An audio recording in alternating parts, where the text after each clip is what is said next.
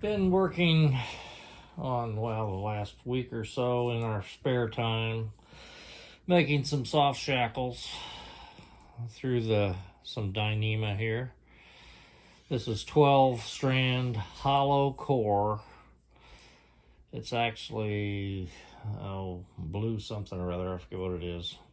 SK78, which is stuff that we are going to use for the shrouds, the forestay, the bridge in between the two hulls, and for the dolphin stay, which is the dolphin striker, sits in the bottom of it. Been using Samson splicing tools, the fids here, and the pusher bar. One little tip on these things when you're using them, to make them a little easier to go through the center of the Dyneema. When you get up to the biggest one, it's really a stretch to get it through there. If you wax it with a little bit of wax, or we use wax paper is what we've been using. But anyhow, we've been putting in the eyes here. We've been putting, loops, which will go around the mast to a thumb cleat to hold the shroud or the forestay up. And we've whipped all the lines with this tarred nylon line for these. These things they're really handy. You can make them bigger, smaller, whatever, but run that through and you've got something to hold the lines. I'm actually going to be using these on the jib because they'll be running up on the forestay, the metal on the forestay that is Dyneema, and I'm thinking about putting something around the outside to protect it too, but the metal would cause this to wear eventually, and Dyneema doesn't wear as much. So we'll see how that turns out. But that's where we've been. Still collecting stuff. Got it all over the house. But we're making progress, slowly. Life sometimes gets in the way, you know. Oh yeah, like I said, I will include a link to the rigging doctor. He's got a video on making soft shackles. He's also got a video that refers to making these eye lashings. And he talks about the Mobius Brummel double splice here because we've run down the tail of this about 16 inches or so to take care of the Dyneema itself is pretty slick, so that keeps it from working loose. This is one of the things right now that we're doing that consumes a little bit of time, but by the time you add up as many of them as there are on this boat, turns into some actual real time, hours even. When you cut a rope to the proper length for everything that you use ropes on and turn them into lines when you stick them on the boat, like right here, I've got the lashings for the Akas, attaching it to the hull. You've got halyards, you've got main sheets, jib sheets, you've got the shrouds, forestays.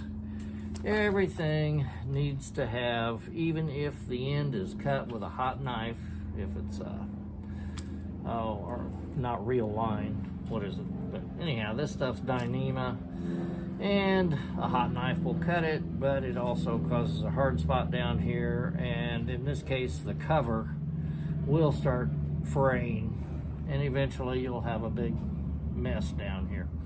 What we're doing is whipping the end of the line, and I've got some tarred nylon line here.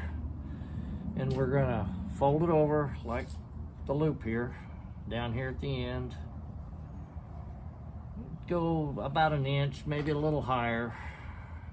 And you're gonna take one of them and you're gonna start wrapping all the way around. After the first one or so you get on there, you're gonna pull it tight every time, or try to. The tighter the better, because after you get it lashed around here several times, it offers resistance and won't come off.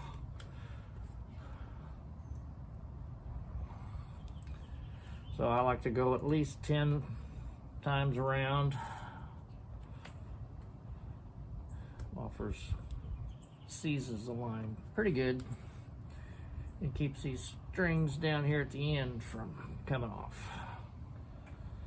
The idea is I got it down that far, about an inch and a half, inch and a quarter, whatever. I'm gonna run it through this loop down here, hold it tight for a minute. Then I'm gonna take a nail and do a marlin spike hitch, which is make a loop, run it over the top of the line, turn your line over on top of it, over the top of this one, under this one, and over the top of that one. And then just pull, and it'll tie a knot on there that comes undone easily. Now I'm going to pull this to pull this line, the little end here, up into the middle of the whipping. And the line's going to disappear here.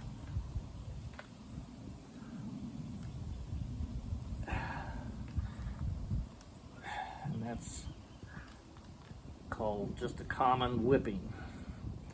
And if you get it too close to the end, it's possible that these lines will come loose and fall over the end.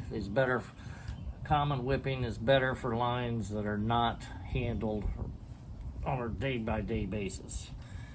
And these won't be.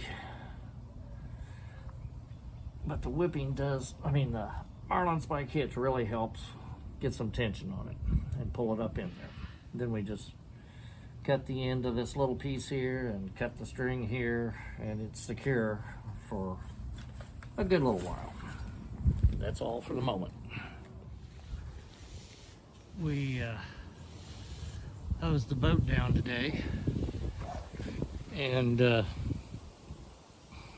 we've got a lot of the rigging done except for doing the halyards and the sheets, our main sheets and jib sheets.